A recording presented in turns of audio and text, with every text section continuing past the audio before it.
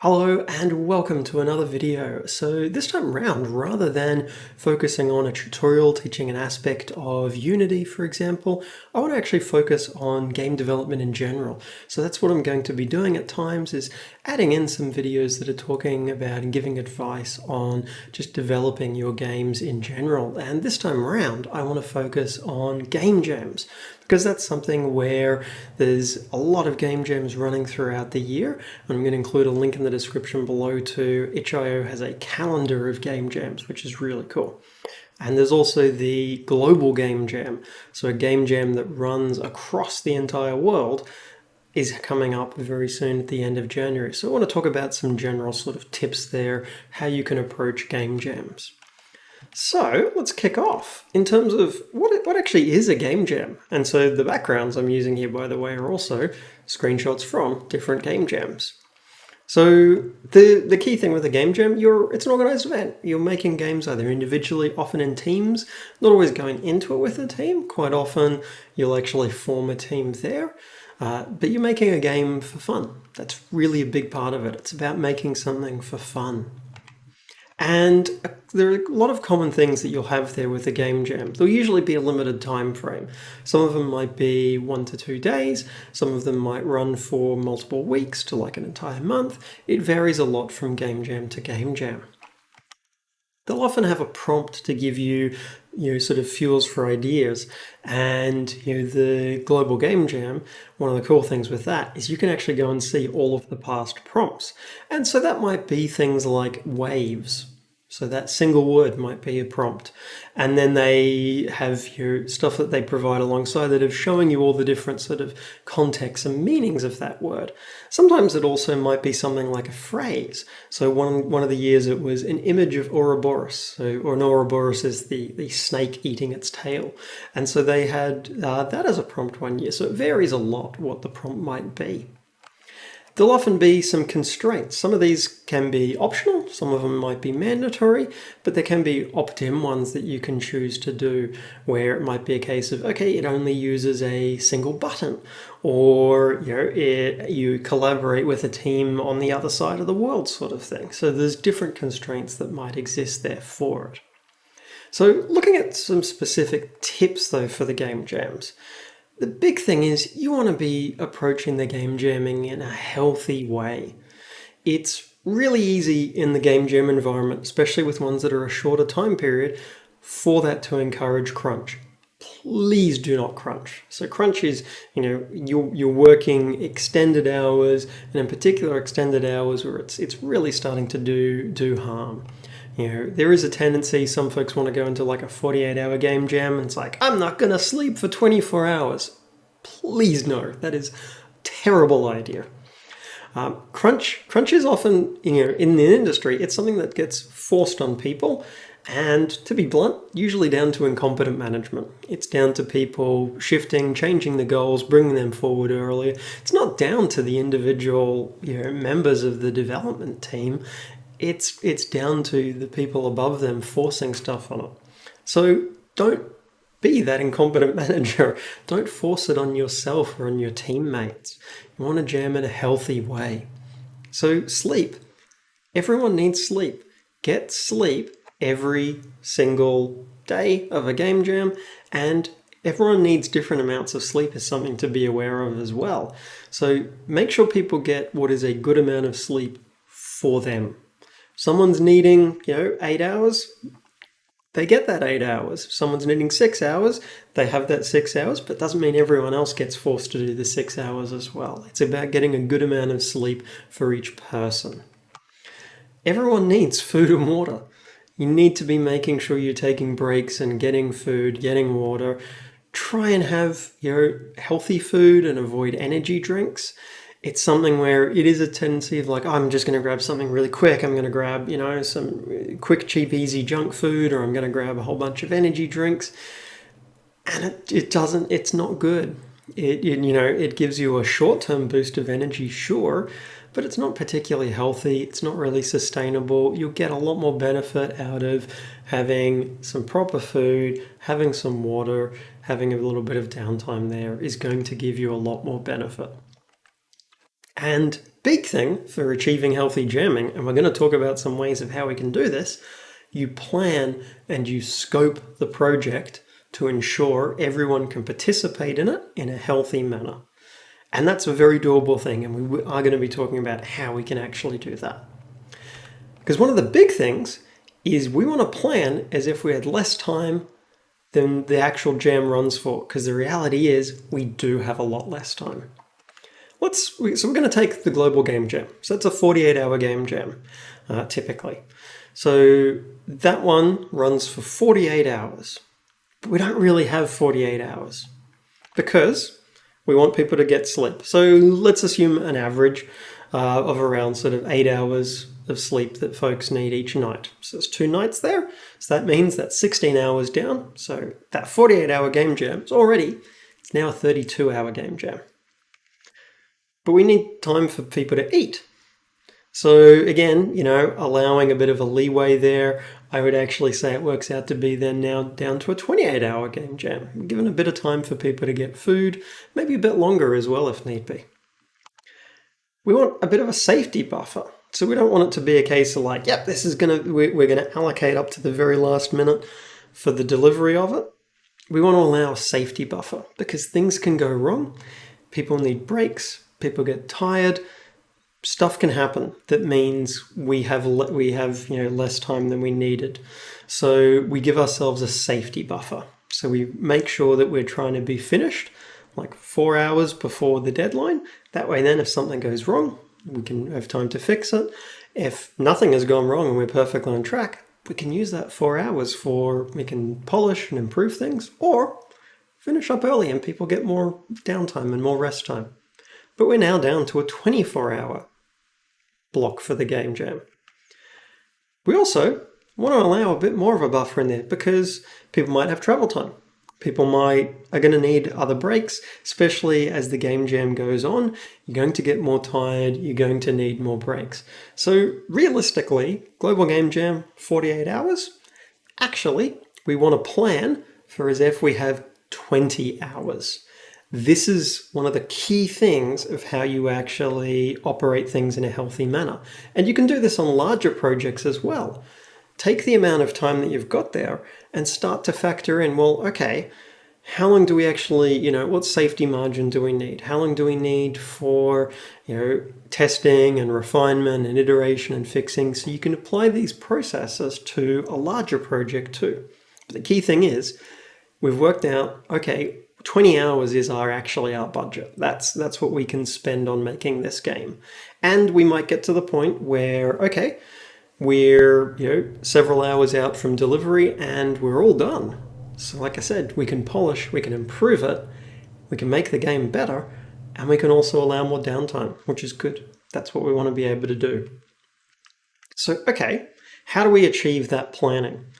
So a big thing of keeping that time sort of managed is choosing our risks wisely, being careful, being smart about where we take time, where we place risks. So the time is limited, so we've got to be smart with things. When we plan out our project, we want to identify things that are risks.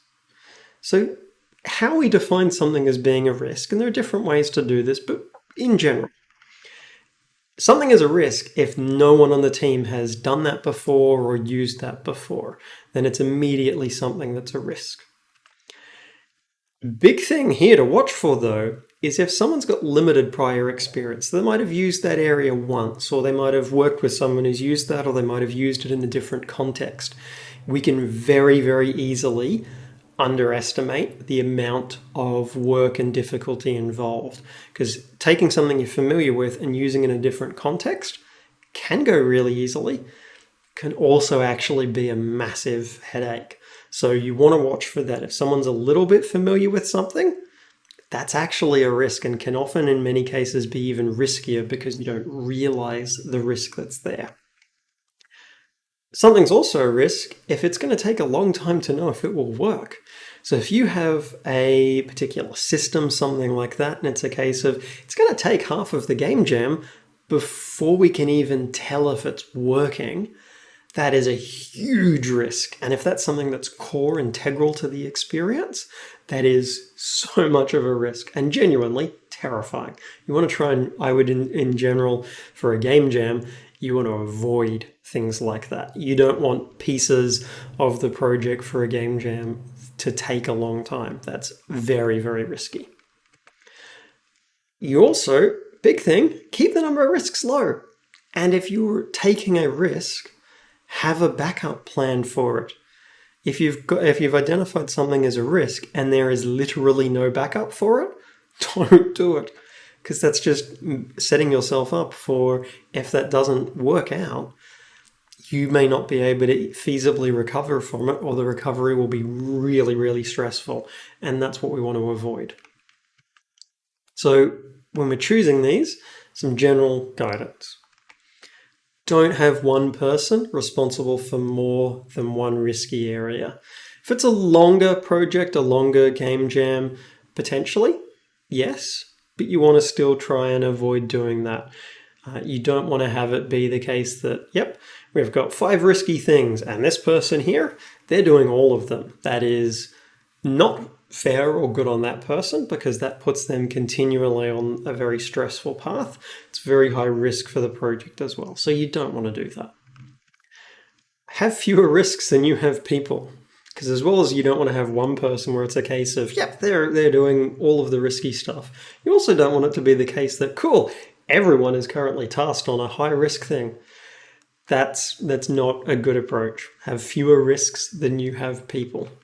Keep it sort of, manageable. With any of those risky areas, nail down at the beginning a decision point.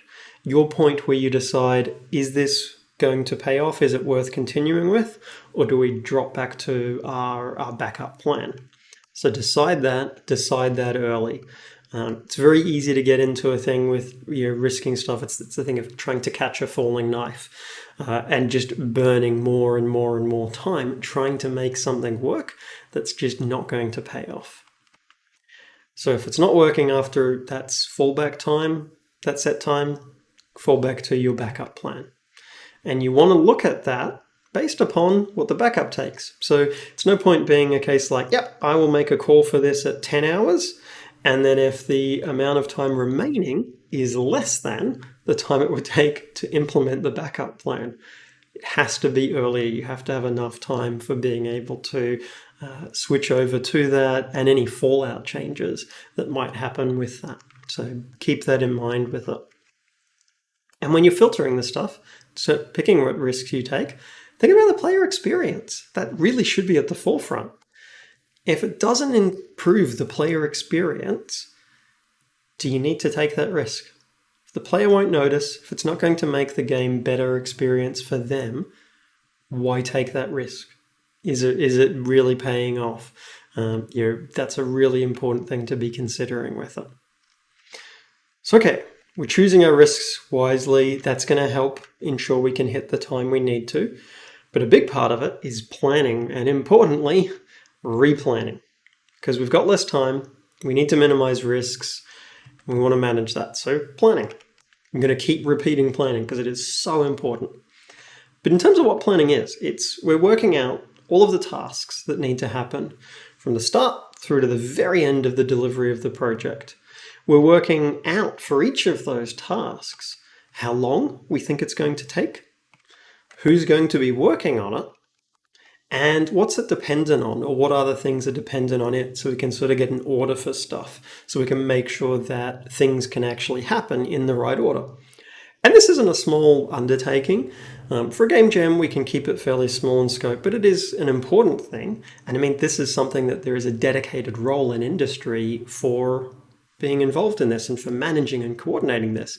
This is a core part of what producers are working on and why they're so vital to game development. So, okay, we want to work out that information. That's cool. So we've got that information, but how do we sort of do that? So we want to, as a team, we map out all of this. We work out an order that makes sense.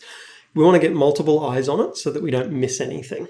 and so that we can spot all of the little bits of detail there that we might be missing and get that order right. Get people on board with the estimates, make sure people are happy with the time frames there. We want to make sure any dependencies do make sense. Again, this is where the whole of the team, you don't want it to be something where someone's designing a system and that actually has major implications for the art assets or for other assets, and that there's not coordination and discussion happening there of how that's going to happen, the order, things like that. That has to be happening there. And you want to make sure you haven't missed things. It's really easy to miss stuff like, we need to do a submission form, and the submission form needs a group photo, and it might need bios, and it might need these screenshots, it might need stuff organized in a certain format. We need menus, we need credits, we need setting screens. These are things that it's easy to miss, so more eyes on it to help make sure you have those, but you want to make sure you don't miss any of those things like that. Don't forget testing. Please don't forget testing and finding and fixing problems. It's going to be necessary. You're going to make mistakes. It's part of development. So we allow time to find them, to fix them. So now that we've got the plan, it's just, we make it happen. And that's the thing. It's not. Planning isn't just a one-time thing. Planning is a regular, continual process that we should be doing. It's important to be doing that. That is actually part of the process. So what we want to be doing is we regularly want to make sure, does that plan still work? Does it need any changes? It's probably going to. But how do we know when we should be checking? So at the start and end of each day is a good marker point. Should always revisit the plan at those points. Anytime there's been a major task that's been completed, or if it's run over time, that is also a good point, because if something's been completed, then we want to check, okay, this looks like the next priority. Is it still the next priority? Or if something's taken a lot longer, it's like, okay, what are the knock-on effects of this? What needs to change to make this all still work? That replanning is quick, but it's important. And it's how we actually make sure we really nail the delivery. That replanning planning and the replanning is really how we make sure that we get a really smooth, calm, measured delivery on time without crunch. So we've managed our risks, we have scaled down and scoped down the amount of time we've got, we've planned, and we're replanning. This is how we make sure we're doing this in a healthy way. Other stuff to keep in mind with this is keep it simple. Don't overcomplicate things in the game or in the production. It's for a game jam. So we want to use tools that are quick and simple and don't get in the way. That means, we don't need to use super intricate planning thing that sends push notifications to everyone's phone and has stuff where they can be immediately tracking their hours. No, we don't need to be doing that. Use something that's simple. Use something that's quick. That might be paper, that might be spreadsheet, there might be stuff like Trello, things like that. I usually do it on paper with the entire team there. Talk through stuff and I run through stuff on paper, and everyone's able to sort of see that because we're gathered around the table. I've tried using things like a Trello spreadsheets and that, and they're slower. And in something like the Game Jam, I can get the same result with something like paper. So keep it simple. We don't need to overcomplicate things. Keep your system simple as well. You don't have to make every system generic. You don't have to make a system that it's like, this is going to be able to handle every single use case and it's going to be able to handle the 2 levels that we need, but then 500 more levels after that. We don't need to. Keep it simple. It's a game jam. Keep it simple. Players are never going to know and really shouldn't care about how clever our code is. Keep your code simple. That's a really important thing. And this applies outside of a game jam as well. Don't overcomplicate things. Sure, there are times to make things generic if we've got the use cases for it, but otherwise keep things simple. Simple code is generally shorter. It's easier to debug, and it gets you faster to the point of being able to test if the thing works. And that matters. That's important. So keep things simple. And finally, Keep it fun and relaxed. A game jam is supposed to be fun. Doesn't matter if the game at the end of it is a mess. That's okay. We haven't lost anything from that. You've still made something, and that matters. And you've learned a bunch of things for next time, which also matters. And that's actually one of the big things for it. With a game jam, go into it for it being fun and for learning a new thing. That's enough for it to be a success. Make sure you are being kind to your team and yourself. Again, we're not wanting to focus on having this be a crunch thing. We don't want that. No project is worth one bit of harm caused to someone. People need more breaks, they take them. Someone needs more sleep, they take it. If someone needs to, switch off for a chunk of time, then they switch off. Doing this in a healthy, calm, relaxed way is how it should be. A game jam should be something where it's a group of people making something for fun. That's really important with it. So big thing, you want to have fun, and you want to build an environment that's fun for everyone. Make an environment there at the game jam where people feel that they can take breaks, where people are encouraged to take breaks and to go and, go for a bit of a walk, or switch off somewhere, or go and grab some water, grab some good food. Make that the environment there for the game jam, because that's a game jam that people are going to want to participate in. That's an environment that people are going to want to be a part of. We don't need to crunch to do this stuff. We don't need to make super complicated, intricate things. We can make a simple thing well with a group of cool people and do that in a relaxed and enjoyable manner. That's what we can be doing, and that's what we want to be doing with the game jams. Thanks, folks. I hope you found the video helpful. I have chucked a link in the description below to itch.io's game calendar. So that actually has a whole bunch of game jams in there. I've also chucked in a link to my template Unity project. That's something that I use in things like game jams and that to save a lot of time, because it already has menus and credits and things like that. And that's something you can freely use for any of your own projects. But dive in and expand, try out doing a game jam. They're a lot of fun. I really enjoy doing them. But the key thing is do them in that healthy and sustainable way. That's the big thing. That's how you end up having them be a positive and valuable and enjoyable experience. So I hope you have found this video helpful. Chuck in a like and subscribe if you have. If you've got any questions, chuck in a comment below. I am going to at times be doing more videos like this, so bringing in someone where I'm talking about design and production aspects for game development as well. Still going to be the bulk of things will be tutorials talking about key areas of Unity and sharing code and projects for that, but there'll also be these general game development ones as well. But until next time, bye.